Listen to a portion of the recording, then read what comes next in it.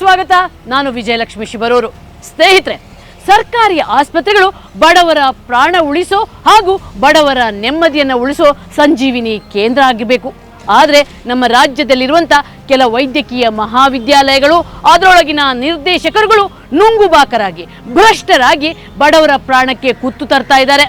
Tender ಹಗರಣಗಳನ್ನು ಮಾಡ್ತಾ, ನೇಮಕಾತಿ ಹಗರಣಗಳನ್ನು ಮಾಡ್ತಾ ಇಡೀ ಮಹಾವಿದ್ಯಾಲಯವನ್ನ ಭ್ರಷ್ಟಾಚಾರದ ಹಗರಣದ ಕೂಪ ಮಾಡಿಟ್ಟಿದ್ದಾರೆ. ಅದಕ್ಕೊಂದು ಸ್ಪಷ್ಟ ಉದಾಹರಣೆ ವಿಮ್ಸ್. ಬನ್ನಿ, ಬಳ್ಳಾರಿಯ ವಿಮ್ಸ್ ಹೇಗೆ ಭ್ರಷ್ಟಾಚಾರದ ಕೂಪ ಆಗಿದೆ ಅನ್ನೋದರ ವಿವರವಾಗಿ ನಾನು ದಾಖಲೆ ಸಮೇತ ವಿವರಿಸ್ತೀನಿ ಇವತ್ತಿನ ಕವರ್ ಸ್ಟೋರಿಯಲ್ಲಿ.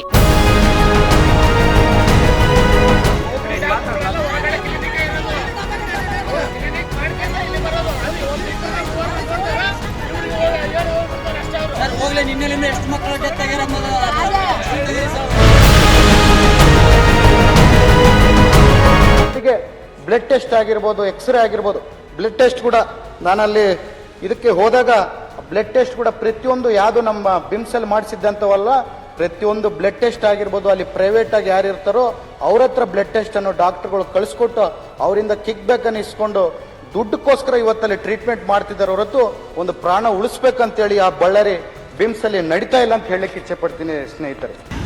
ನಿಂತು ಬಿಟ್ರೆ ಪೇಷಂಟ್ಗಳ ಕಡೆ ಚೀಟಿಗಳು ಇರ್ತಾರೆ, ಎಲ್ಲರೂ ಮೆಡಿಕಲ್ ಶಾಪ್ಗೆ ಹೋಗ್ತಾರೆ, ಇವರೇ ಬರ್ದು ಕೊಡೋದು. ಅಲ್ಲಿ ನಿಂತ್ಕೊಂಡ್ಬಿಟ್ರಿಗಿನ ಪ್ರೈವೇಟ್ ಮೆಡಿಕಲ್ ಸ್ಟೋರಿಗೆ ಹೋಗ್ತಾರೆ. ಪ್ರೈವೇಟ್ ಉಪಸ ಕಫ ತೆಗೆಯೋದು ಇಲ್ಲೇ ಇರುತ್ತಲ್ಲ, ಇಲ್ವಂತ. ಪೇಷಂಟ್ ಕರ್ಕೊಂಡು ಹೊರಗೆ ಹೋಗಂತಂದ್ರೆ ನಾವೇನೇನು ಬಂದಿದ್ವಿ. ಪೇಷಂಟ್ ಕರ್ಕೊಂಡು ನೀನು ಊರಿಗೆ ಹೋಗಪ್ಪ ಅಂತ ಹೇಳಿದ್ರೆ ನಾವು ಪಾಪ ಇಲ್ಲಿ ದುಡ್ಡು ಕಟ್ಟಿ ಎಲ್ಲ ತೋರ್ಸಮಕ್ಕೆ ಬಂದಿವ, ಏನೋ ಪೇಷಂಟ್ ಕರ್ಕೊಂಡು ಊರಿಗೆ ಹೋಗ್ಬಂದು ದುಡ್ಡು ಕೊಟ್ಟು ಹೊರಗಡೆ ಬರ್ದು ಕೊಟ್ರ. ಏನದು ಮಾತ್ರೆ ಎಲ್ಲಿ ತಗೊಂಡಿದ್ದೀನಿ? ಮಾತ್ರೆ ಎಲ್ಲಿ ತಗೊಂಡು ಹೊರಗಡೆ ತಗೊಳೋದಾ? ಎಲ್ಲ ಪ್ರೈವೇಟ್ ಬರ್ದು ಕೊಡ್ತಾರೆ, ಪ್ರೈವೇಟ್ ತಗೋಬೇಕು. ಒಂದು ಸೋಲಾರ್ LED ಸ್ಟ್ರೀಟ್ ಲೈಟ್ ಅಂತ ಒಂದು ಇದು ಮಾಡ್ತಾರೆ, ಟೆಂಡರ್ ಕರೀತಾರೆ. ಈ LED ಲೈಟ್ಗೆ ಇರೋದು ಒಂದು ಎಲ್ಲ ಒಟ್ಟು ಸೇರಿ 6,000, 6,400, 500 ರೂಪಾಯಿ ಇರುತ್ತೆ. ಇವರು ಒಂದು ಅಂಥ LED ಸ್ಟ್ರೀಟ್ ಲೈಟ್ಗೆ 70,000.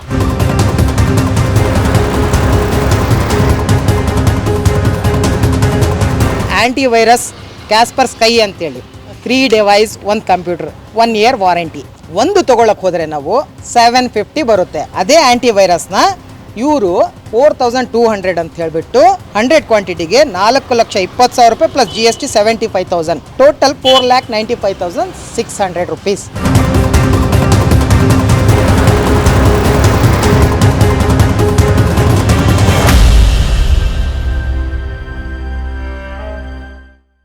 ವಿಮ್ಸ್ ಅಂದ್ರೆ ಹಗರಣ, ಹಗರಣ ಅಂದ್ರೆ ವಿಮ್ಸ್ ಅನ್ನುವ ಮಟ್ಟಕ್ಕೆ ಬಂದಿದೆ. ಅಷ್ಟೊಂದು ಕರ್ಮಕಾಂಡಗಳು ಇಲ್ಲಿ ನಡೆಯುತ್ತಿವೆ. ಇವರ ಕರ್ಮಕಾಂಡಕ್ಕೆ ಬಲಿಯಾಗುತ್ತಿರುವುದು ಮಾತ್ರ ಅಮಾಯಕ ರೋಗಿಗಳು.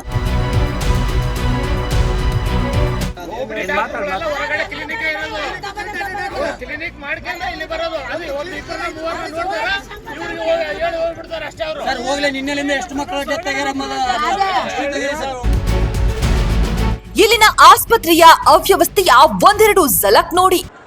ಹೊರಗಡೆ ಬರ್ದು ಕೊಟ್ರ. ಏನದು ಪೇಷಂಟ್ ಕರ್ಕೊಂಡು ಹೊರಗೆ ಹೋಗಂತಂದ್ರೆ ನಾವೇನೇನು ಬಂದಿದ್ವಿ. ಪೇಷಂಟ್ ಕರ್ಕೊಂಡು ನೀನು ಊರಿಗೆ ಹೋಗಪ್ಪ ಅಂತ ಹೇಳಿದ್ರೆ ನಾವು ಪಾಪ ಇಲ್ಲಿ ದುಡ್ಡು ಕಟ್ಟಿ ಎಲ್ಲ ತೋರ್ಸಮಕ್ಕೆ ಬಂದಿವ, ಏನೋ ಪೇಷಂಟ್ ಕರ್ಕೊಂಡು ಊರಿಗೆ ಹೋಗ್ಬಂದು. ಈಗ ಸಾಮಾಜಿಕ ಹೋರಾಟಗಾರರು, ಸಂಘಟನೆಕಾರರು ಅವರೆಲ್ಲರೂ ಬರ್ತಾರೆ ಇಲ್ಲಿ ಅವ್ಯವಸ್ಥೆ ನೋಡಿ, ಇವ್ರು ಮಾಡ್ತಾ ಇರೋದು ಫ್ರಾಡ್ ಕೆಲಸಗಳೆಲ್ಲ ನೋಡಿ. ಸೊ ಕ್ವಶನ್ ಮಾಡೋಕ್ಕೆ ಹೋದಾಗ ಇವ್ರೇನಂತಾರೆ, ನಿಮ್ಮ ಆಪ್ತರಿಗೆ ನಾನು ಕೆಲಸ ಕೊಡ್ತೀನಿ ಇಲ್ಲಿ ಅಂತೇಳಿ ಹೇಳ್ತಾರೆ.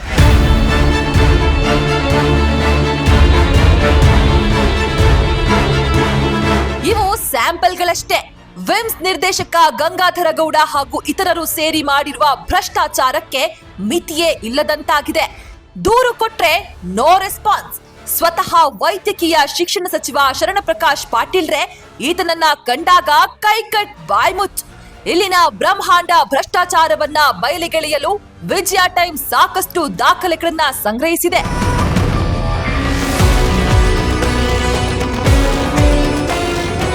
ಆ ಹಗರಣಗಳ ಪಟ್ಟಿಯನ್ನ ಒಂದೊಂದಾಗಿ ತಿಳಿಸ್ತೀವಿ ಬನ್ನಿ.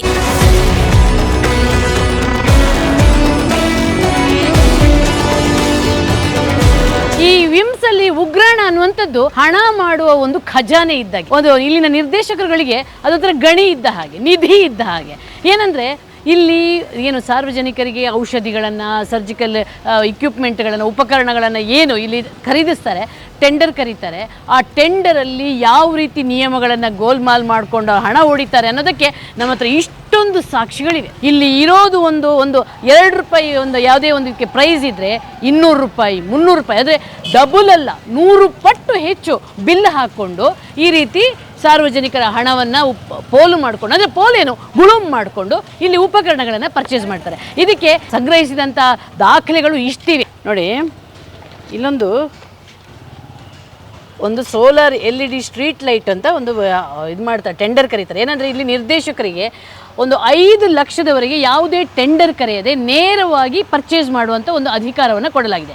ಇವರು ಆ ಅಧಿಕಾರವನ್ನು ದುರುಪಯೋಗ ಪಡಿಸ್ಕೊಂಡು ಯಾವ ರೀತಿ ಮಾಡ್ತಾರಂತಂದರೆ, ಈ LED ಲೈಟ್ಗೆ ಇರೋದು ಎಲ್ಲ ಒಟ್ಟು ಸೇರಿ 6,000, 6,400, 500 ರೂಪಾಯಿ ಇರುತ್ತೆ. ಇವರು ಒಂದು ಅಂಥ LED ಸ್ಟ್ರೀಟ್ ಲೈಟ್ಗೆ 70,000, ಅಂದರೆ 6,400ರಲ್ಲಿ 70,000 ಬಿಲ್ ಹಾಕ್ಕೊಂಡು ಟೆಂಡರ್ ಕರೀತಾರೆ. ಏನು ಮಾಡ್ತಾರೆ, ಇಲ್ಲಿ 6 ಐಟಮ್ ಅಂತ ಹೇಳ್ತಾರೆ, ಅದು 4,70,000 ಅಂತ ಮಾಡ್ತಾರೆ. ಇಂಥದ್ದು ಒಂದಲ್ಲ ಎರಡಲ್ಲ, ನಿರಂತರವಾಗಿ ಇಂಥ ಬಿಲ್ಗಳನ್ನು ನೋಡಿ. ಇದು ಸಾಕಷ್ಟು ಬಿಲ್ಗಳು ನಮ್ಮ ಕೈಗೆ ಸಿಕ್ಕಿವೆ. ಮಾಡಿಕೊಂಡು ಹಣ ಕೋಟಿ ಬಾಚೋದು.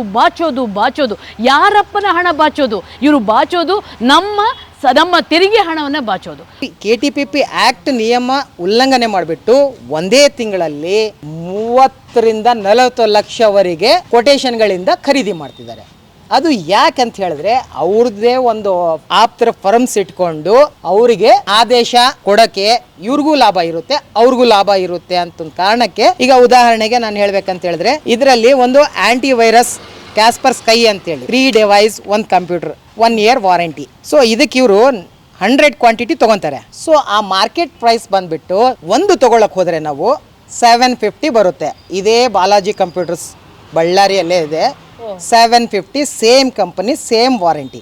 ಸೊ 100 ಕ್ವಾಂಟಿಟಿ ತೊಗೊತೀವಿ ಅಂತ ಹೇಳಿದ್ರೆ ಇನ್ನೂ ಕಡಿಮೆ ಮಾಡ್ತೀನಿ ಅಂತೇಳಿ ಅವರು ಹೇಳ್ತಾರೆ. ಯಾಕಂದರೆ ನಾನು ಇದು ತೊಗೊಂಡ್ಬಿಟ್ಟು ಇದು ಮಾರ್ಕೆಟ್ ರೇಟ್ ಎಷ್ಟಿದೆ ಅಂತೇಳಿ ನಾನು ತಿಳ್ಕೊಳ್ಳೋಕ್ಕೆ ಫೀಲ್ಡಲ್ಲಿ ಇಳಿದಿದ್ದೆ.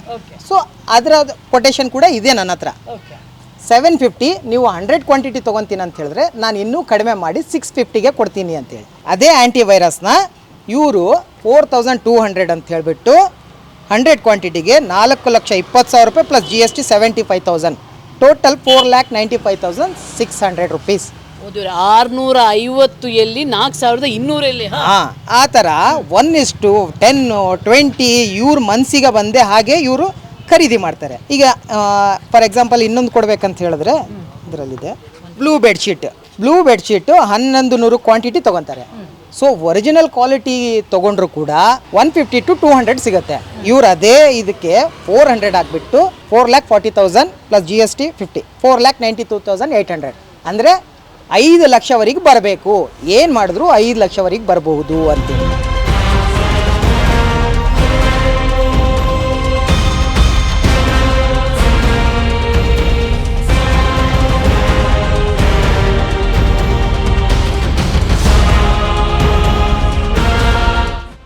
ವೈದ್ಯಕೀಯ ಉಪಕರಣಗಳ ಖರೀದಿಯಲ್ಲೂ ಗೋಲ್ಮಾಲ್. ನಮ್ಮ ರಾಜ್ಯ ಸರ್ಕಾರ ಇಷ್ಟೊಂದು ಅಸಹಾಯಕ ಸ್ಥಿತಿಗೆ ಬಂದಿದೆಯಾ? ನಮ್ಮ ವೈದ್ಯಕೀಯ ಸಚಿವರಾಗಿರುವಂಥ ಶರಣ್ ಪ್ರಕಾಶ್ ಪಾಟೀಲ್ ಅವರು ಇಷ್ಟೊಂದು ಬಲಹೀನರ? ವಿಮ್ಸ್ನ ನಿರ್ದೇಶಕರಾಗಿರುವಂಥ ಡಾಕ್ಟರ್ ಗಂಗಾಧರ ಗೌಡ ಅವರ ವಿರುದ್ಧ ಮೇಲಿಂದ ಮೇಲೆ ಭ್ರಷ್ಟಾಚಾರದ ಆರೋಪಗಳು, ಹಗರಣಗಳ ಆರೋಪಗಳು ಬಂದರೂ ಕೂಡ ಇವತ್ತಿನವರೆಗೆ ಕಠಿಣ ಕ್ರಮ ಕೈಗೊಂಡಿಲ್ಲ. ಎಲ್ಲಿವರೆಗೆ ಅಂದರೆ ಬಳ್ಳಾರಿಯ ಶಾಸಕರಾಗಿರುವಂಥ ಭರತ್ ರೆಡ್ಡಿ ಅವರು ಖುದ್ದು ಅವರದ್ದೇ ಸರ್ಕಾರ ಇದ್ದರೂ ಕೂಡ ಸರ್ಕಾರದ ಗಮನಕ್ಕೆ ಏನೆಲ್ಲ ಹಗರಣ ಮಾಡಿದ್ದಾರೆ ಅನ್ನೋದನ್ನು ಎಳೆಯಾಗಿ ಬಿಚ್ಚಿಟ್ಟರೂ ಕೂಡ ಶಾಸಕರಿಗೂ ಕೂಡ ಈ ನಿರ್ದೇಶಕರನ್ನು ಅಲ್ಲಾಡ್ಸೋಕ್ಕಾಗಿಲ್ಲ. ನೋಡಿ, ಈಗ ಇಲ್ಲಿ ಇನ್ನೊಂದು ಟೆಂಡರ್ನ ಒಂದು ಹಗರಣಗಳ ಬಗ್ಗೆ ಮಾತಾಡಿದ್ದಾರೆ. ಅದರಲ್ಲೂ ಒಂದು ಇದೆ. ಇಲ್ಲಿ ಈ ಟೆಂಡರ್ನ ಹಗರಣ ಯಾವ ರೀತಿಯಾಗಿದೆ ಮೇಡಮ್? ಈಗ ಟೆಂಡರು ಕರಿಬೇಕಾದ್ರೆ ಒಂದು ಮಾರ್ಕೆಟ್ ಪ್ರೈಸ್ ಅಂತೇಳಿ ಇವರು ಫಸ್ಟು ಇದು ಮಾಡ್ಕೊತಾರೆ. ಮಾರ್ಕೆಟಲ್ಲಿ ಏನು ಪ್ರೈಸ್ ಇದೆ ಅಂತೇಳಿ ಅದಕ್ಕಿಂತ ಒಂದು 5% ಎಕ್ಸ್ಟ್ರಾ ಅಮೌಂಟ್ ಅಂತೇಳಿ ಒಂದು ಫಿಕ್ಸ್ ಮಾಡಿಕೊಂಡು ಸೊ 10 crores ಒಂದು ಅಮೌಂಟನ್ನು ರಿಸರ್ವೇಷನ್ ಮಾಡ್ತಾನೆ ಆ ಟೆಂಡರ್ಗೆ ಮಾಡ್ತಾರೆ. ಏನಂದರೆ ಇದು ಸರ್ಜಿಕಲ್ ಐಟಮ್ಸ್ ಮತ್ತು ಡ್ರಗ್ಸ್ಗೋಸ್ಕರ. ಬಟ್ 607 ಐಟಮ್ಗಳಿಗೆ 10 ಕೋಟಿ ಮೀಸಲಾಗಿಟ್ಟಿದ್ರೆ ಅದೇ 10 ಕೋಟಿಯಲ್ಲಿ ಬರೀ 92 ಐಟಮ್ಸ್ಗೆ 7 crores ಖರ್ಚು ಮಾಡ್ತಾರೆ. ಸೊ ಕ್ಯಾಲ್ಕುಲೇಷನ್ ಮಾಡಿದರೆ 1:4 ಆಗುತ್ತೆ. ಅಷ್ಟು ಹೆಚ್ಚು ಇದು ರೇಟ್ ಇಟ್ಕೊಂಡು ಮಾಡ್ತಾರೆ. ಹಾಂ, ಇದೆಲ್ಲ ನಮ್ಮ ಬಳ್ಳಾರಿ ನಗರ ಶಾಸಕರಾದಂಥ ಭರತ್ ರೆಡ್ಡಿ ಅವ್ರ ಗಮನಕ್ಕೆ ಬಂದಾಗ ಅವರು ಸಾರ್ವಜನಿಕರ ಹಿತದೃಷ್ಟಿಯಿಂದ ಕಳೆದ ವರ್ಷ ಅಧಿವೇಶನದಲ್ಲಿ ಇವರ ಭ್ರಷ್ಟಾಚಾರವನ್ನು ಎಳೆಯಾಗಿ ಬಿಚ್ಚಿಡ್ತಾರೆ. ಆದರೂ ಅವ್ರ ಕಾಳಜಿ ವಹಿಸಿ ಅಷ್ಟೆಲ್ಲ ಮಾಡಿದ್ದು ವ್ಯರ್ಥವಾಗಿದೆ ಅಂತೇಳಿ ಸಾರ್ವಜನಿಕರ ಮತ್ತು ನಮ್ಮ ಅಭಿಪ್ರಾಯ.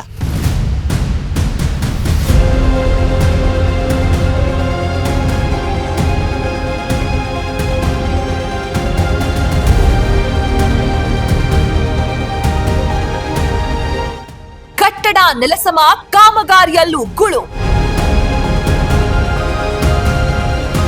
ವಿಮ್ಸ್ ನಿರ್ದೇಶಕ ಡಾಕ್ಟರ್ ಗಂಗಾಧರಗೌಡ ಮಾಡಿರುವಂತಹ ಹಗರಣ ಒಂದಲ್ಲ ಎರಡಲ್ಲ. ನಾವು ಅದನ್ನ ಕೆದಕುತ್ತಾ ಹೋದ್ರೆ ಒಂದೊಂದೇ ಬಯಲಾಗ್ತಾ ಬಿದ್ವಿ. ನಾನು ನಿಮ್ಗೊಂದು ಸಣ್ಣ ಉದಾಹರಣೆ ಕೊಡ್ತೀನಿ ನೋಡಿ. ಇದು ಬಳ್ಳಾರಿಯ ವಿಮ್ಸ್ ಒಳಗಿರುವಂತ ಮನರಂಜನಾ ಕೇಂದ್ರ. ಈಗ ಇದು ಎಲ್ಲ ಎಲುಬು ಮೂಳೆ ಎಲ್ಲ ಬಿಚ್ಚಿಟ್ಕೊಂಡು ಒಳ್ಳೆ ಸ್ಕೆಲೆಟಾನ್ ತರ ನಿಂತಿದೆ. ಆದ್ರೆ ಈ ಸ್ಕೆಲೆಟಾನ್ ಮಧ್ಯೆ ಒಂದು ಭೀಕರವಾದ ಕಥೆ ಇದೆ. ಏನಂದ್ರೆ ಇದನ್ನ ಆಕ್ಚುಲಿ ಯಾವುದೇ ಕಾರಣಕ್ಕೂ ಡೆಮಾಲಿಷನ್ ಮಾಡಬಾರ್ದಿತ್ತು. ಆದ್ರೆ ನಿರ್ದೇಶಕರು ತಮ್ಮ ಹಣದ ದಾಹಕ್ಕೆ ಇದನ್ನ ಸಂಪೂರ್ಣವಾಗಿ ಡೆಮಾಲಿಷ್ ಮಾಡಿದ್ದಾರೆ. ಯಾಕೆ ಡೆಮಾಲಿಷನ್ ಮಾಡಿದ್ದಾರೆ, ಇದರ ಹಿಂದಿರುವ ಕಥೆ ಏನು, ಇದರಲ್ಲಿ ಹೊಡೆದ ಹಣ ಎಷ್ಟು ಅನ್ನೋದನ್ನ ಕೇಳೋಣ ಬನ್ನಿ. ಇದು ಉಪಯೋಗಕ್ಕೆ ಇಲ್ಲದ ಕಟ್ಟಡಗಳನ್ನು ನೆಲಸಮ ಮಾಡಲು ಲ್ಯಾಂಡ್ ಆರ್ಮಿಯಿಂದ ಒಂದು ಪ್ರಪೋಸಲ್ ಬಂದಿತ್ತು ಗೌರ್ಮೆಂಟಿಗೆ. ಸೊ ಅದರಲ್ಲಿ MSTCಗೆ ಟೆಂಡರ್ ಆಗುತ್ತೆ. ಆನ್ಲೈನ್ ಟೆಂಡರಲ್ಲಿ ಬಳ್ಳಾರಿಯವರು ಜಾಕೀರ್ ಅನ್ನೋರೊಬ್ಬರು ಟೆಂಡರ್ ತೊಗೊಳ್ತಾರೆ.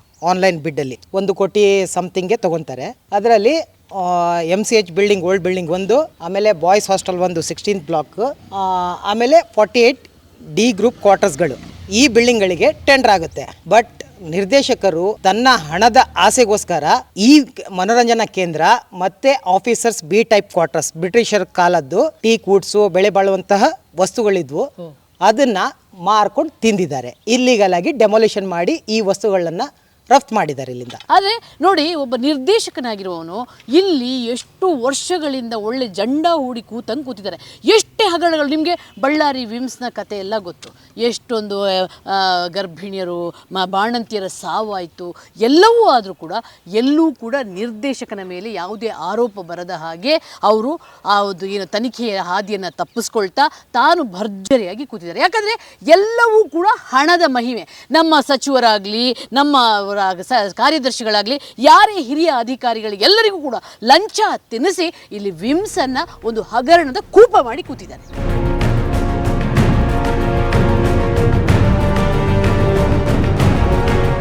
ನಕಲಿ ಹುದ್ದೆ ಸೃಷ್ಟಿಸಿ ಹಗರಣ. ವಿಮ್ಸ್ ಅಂದ್ರೆ ಹಗರಣ, ಹಗರಣ ಅಂದ್ರೆ ವಿಮ್ಸ್ ಅನ್ನೋಷ್ಟರ ಮಟ್ಟಿಗೆ ಇಲ್ಲಿ ಹಗರಣಗಳ ದಾಖಲೆಗಳೇ ಸೃಷ್ಟಿಯಾಗಿವೆ. ಅಷ್ಟೊಂದು ಹಗರಣಗಳು, ಪ್ರತಿಯೊಂದರಲ್ಲೂ ಹಗರಣಗಳು. ಅದರಲ್ಲೂ ಮುಖ್ಯವಾಗಿ ನೇಮಕಾತಿ ಹಗರಣ ಅನ್ನುವಂಥದ್ದು ಇದೆಯಲ್ಲ, ಅದು ನಿರ್ದೇಶಕರು ತಮಗೆ ಬಂದ ಹಾಗೆ ಮನಸೋ ಇಚ್ಛೆ ನೇಮಕಾತಿ ಮಾಡೋದು, ಅದರಲ್ಲೂ ಹಣ ತಗೊಂಡು ಲಂಚ ತಗೊಂಡು ನೇಮಕಾತಿ ಮಾಡುವಂಥ ಪ್ರಕರಣಗಳು ಇತ್ತೀಚೆಗಂತೂ ಜಾಸ್ತಿ ಆಗ್ತಾ ಇದೆ. ಆದರೆ ಇದನ್ನೇ ಕೇಳಬೇಕಾದಂಥ ವೈದ್ಯಕೀಯ ಸಚಿವರಾಗಿರುವಂಥ ಶರಣ್ ಪ್ರಕಾಶ್ ಪಾಟೀಲ್ ಅವರು ಸುಮ್ಮನಿದ್ದಾರೆ. ಅದೇ ರೀತಿ ಪ್ರಿನ್ಸಿಪಲ್ ಸೆಕ್ರೆಟರಿ ಅವರು ಸುಮ್ಮನಿದ್ದಾರೆ. ಯಾಕೆ ಸುಮ್ಮನಿದ್ದಾರೆ ಅನ್ನುವಂಥದ್ದು ಎಲ್ಲರಿಗೂ ಗೊತ್ತಿರುವಂಥ ಓಪನ್ ಸೀಕ್ರೆಟ್. ಎಲ್ಲವೂ ಕೂಡ ಲಂಚದ ಮಹಿಮೆ. ಲಂಚ ಕೊಟ್ಟರೆ ಸಾಕು, ಸಚಿವರು ಬಾಯಿ ಮುಚ್ಚಿ ಕುತ್ಕೊಳ್ತಾರೆ, ಪ್ರಿನ್ಸಿಪಲ್ ಸೆಕ್ರೆಟರಿಯು ಬಾಯಿ ಮುಚ್ಚಿ ಕುತ್ಕೊಳ್ತಾರೆ, ಉನ್ನತ ಅಧಿಕಾರಿಗಳು ಬಾಯಿ ಮುಚ್ಚಿ ಕುತ್ಕೊಳ್ತಾರೆ. ಇಲ್ಲಿ ವಿಮ್ಸಲ್ ಆಗಿರುವಂಥ ಕಥೆಯೂ ಹೌದು. ಇಲ್ಲಿ ನೇಮಕಾತಿಯಲ್ಲಿ ಯಾವ್ಯಾವ ರೀತಿಯ ಹಗರಣಗಳಾಗ್ತಿವೆ, ನಿರ್ದೇಶಕರು ತಮಗೆ ಬಂದ ಹಾಗೆ ತಮ್ಮ ಸ್ವಜನ ಪಕ್ಷ ಮಾಡ್ಕೊಂಡು ಯಾವ ರೀತಿ ನೇಮಕಾತಿ ಮಾಡ್ತಾರೆ ಅನ್ನೋದ್ರ ಇನ್ನಷ್ಟು ವಿವರ ಪಡೆಯೋಣ ಬನ್ನಿ. ಒಂದು ಪ್ಯಾಕ್ಸ್ ಇಂಜಿನಿಯರ್ ಅಂತೇಳಿ ಮೊನ್ನೆ ರೀಸೆಂಟಾಗಿ ಅಪಾಯಿಂಟ್ಮೆಂಟ್ ಮಾಡ್ಕೊಂಡಿದ್ದಾರೆ. ಆ ಆರ್ಡರ್ ಕಾಪಿ ನಮ್ಮ ಹತ್ರ ಇದೆ. 50,000 ಪರ್ ಮಂತ್ ಅಂತ ಹೇಳ್ಬಿಟ್ಟು, 50,000 ಸ್ಯಾಲ್ರಿ ಅಂತ ಹೇಳ್ಬಿಟ್ಟು. ಸೊ ಆ ಪೋಸ್ಟೇ ಯಾವುದೇ ಕರ್ನಾಟಕದಲ್ಲಿ ಯಾವುದೇ ಮೆಡಿಕಲ್ ಕಾಲೇಜ್ನಲ್ಲಿ ಅಂಥ ಪೋಸ್ಟ್ ಇಲ್ಲ. ಸೊ ಇವ್ರು ಕ್ರಿಯೇಟ್ ಮಾಡಿಕೊಂಡು ಅವರಿಗೆ ಅಪಾಯಿಂಟ್ ಮಾಡ್ಕೊಂಡಿದ್ದಾರೆ. ಸೊ ಇಂಥದ್ದೇ ಒಂದು ಉದಾಹರಣೆ ತಗೋಬೇಕಾದ್ರೆ, ಶ್ರೀಮತಿ ವೀಣಾ ಅಂತ ಹೇಳ್ಬಿಟ್ಟು ಒಬ್ಬರು ಗ್ರ್ಯಾಜುಯೇಟ್ ಫಾರ್ಮಸಿಸ್ಟ್ ಇದ್ದಾರೆ.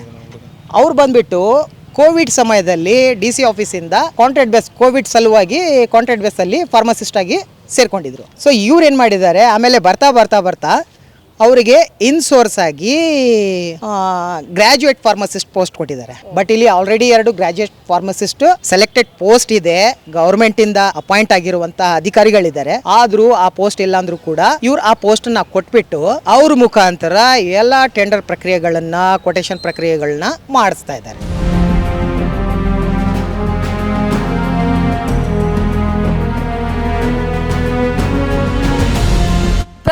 ಅಂದ್ರೆ ಲಂಚ ಉದ್ಯೋಗದ ಆಮಿಷ. ಹೋರಾಟಗಾರರು, ಸಂಘಟನೆಕಾರರು ಅವರೆಲ್ಲರೂ ಬರ್ತಾರೆ ಇಲ್ಲಿ ಅವ್ಯವಸ್ಥೆ ನೋಡಿ, ಇವ್ರು ಮಾಡ್ತಾ ಇರೋದು ಫ್ರಾಡ್ ಕೆಲಸಗಳೆಲ್ಲ ನೋಡಿ. ಸೊ ಕ್ವಶನ್ ಮಾಡೋಕ್ಕೆ ಹೋದಾಗ ಇವ್ರೇನಂತಾರೆ, ನಿಮ್ಮ ಆಪ್ತರಿಗೆ ನಾನು ಕೆಲಸ ಕೊಡ್ತೀನಿ ಇಲ್ಲಿ ಅಂತೇಳಿ ಹೇಳ್ತಾರೆ.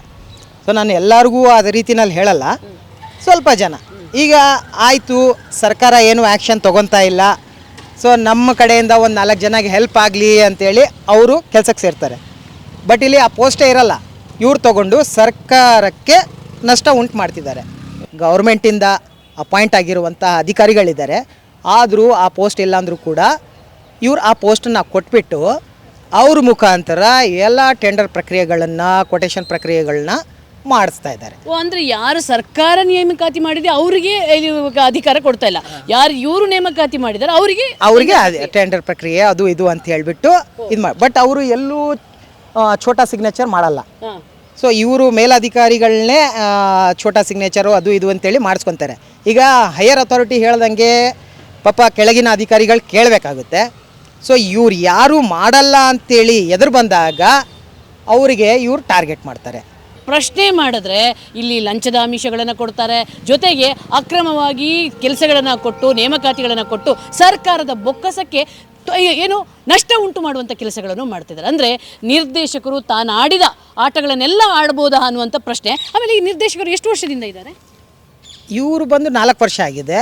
ಈಗ ಇನ್ಚಾರ್ಜ್ ಆಗಿ 1 ವರ್ಷ ಏನೋ ಮಾಡಿದ್ದಾರೆ. ಆಮೇಲೆ BJP ಸರ್ಕಾರದ ಅವಧಿಯಲ್ಲಿ ನಮ್ಮ ಡಾಕ್ಟರ್ ಸುಧಾಕರ್ ಅವರು ಮೆಡಿಕಲ್ ಎಜುಕೇಷನ್ ಮಿನಿಸ್ಟರ್ ಇದ್ದಾಗ ಅವರಿಗೆ ಪರ್ಮನೆಂಟಾಗಿ 4 ವರ್ಷ ಅವಧಿಗೆ ಅಪಾಯಿಂಟ್ ಆಗಿದ್ದಾರೆ ಅವರು. ಓಕೆ. ಈಗ ಇವ್ರ ಮೇಲೆ ಸಾಕಷ್ಟು ಆರೋಪಗಳು ಬಂದಿದ್ವು, ಸಾಕಷ್ಟು ಲೋಕಾಯುಕ್ತದ ಇದೂ ಇದೆ. ಆದರೆ ಇನ್ನೂ ಕೂಡ ಸರ್ಕಾರ ಇಟ್ಕೊಳ್ಳಿರೋ ಹಿಂದಿನ ಮರ್ಮ ಏನಿರಬಹುದು?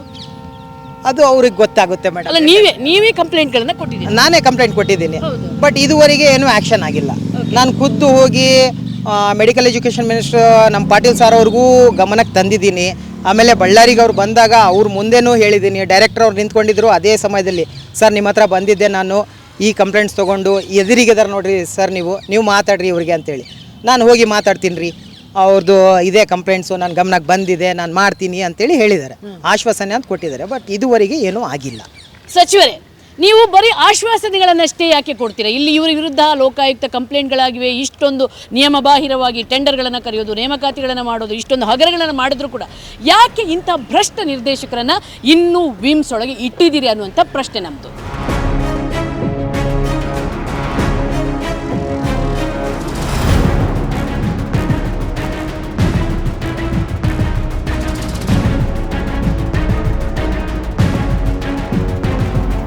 ಇಷ್ಟೊಂದು ದಾಖಲೆಗಳು, ಇಷ್ಟೊಂದು ಹಗರಣಗಳನ್ನು ಶಾಸಕರು ಕೂಡ ಸರ್ಕಾರದ ಮುಂದೆ ಇಟ್ಟರು ಯಾವುದೇ ಕ್ರಮ ಯಾಕೆ ಕೈಗೊಳ್ತಿಲ್ಲ? ಇಲ್ಲಿ ಲಂಚದ ಮಹಿಮೆ ಇದೆಯಾ, ಅಥವಾ ಎಲ್ಲ ಇಡೀ ಸರ್ಕಾರಕ್ಕಿಂತ ಬಳ್ಳಾರಿಯ ನಿರ್ದೇಶಕರೇ ಹಿರಿಯರ, ಅವರೇ ದೊಡ್ಡವರ ಅನ್ನುವಂಥ ಪ್ರಶ್ನೆಯಲ್ಲಿ ಮೂಡ್ತಾ ಇದೆ.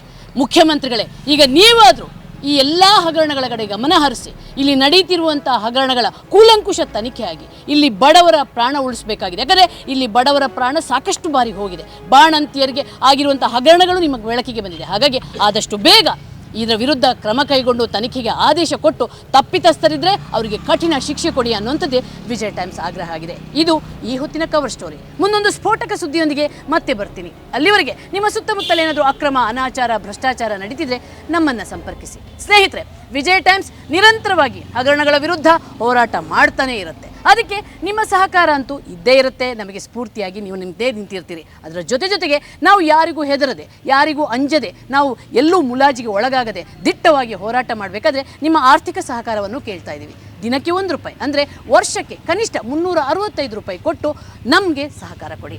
ಬದಲಾವಣೆಯ ಹಾದಿ ವಿಜಯ್ ಟೈಮ್ಸ್. ಸ್ನೇಹಿತರೆ, ವಿಜಯ್ ಟೈಮ್ಸನ್ನು ಯೂಟ್ಯೂಬಲ್ಲಿ ಸಬ್ಸ್ಕ್ರೈಬ್ ಮಾಡಿ, ಫೇಸ್ಬುಕ್ಕಲ್ಲಿ ಫಾಲೋ ಮಾಡಿ. ಅದೇ ರೀತಿ ನಮ್ಮ ವೆಬ್ಸೈಟ್ www.vijaytimes.com ನೀವು ಭೇಟಿ ಕೊಡಿ.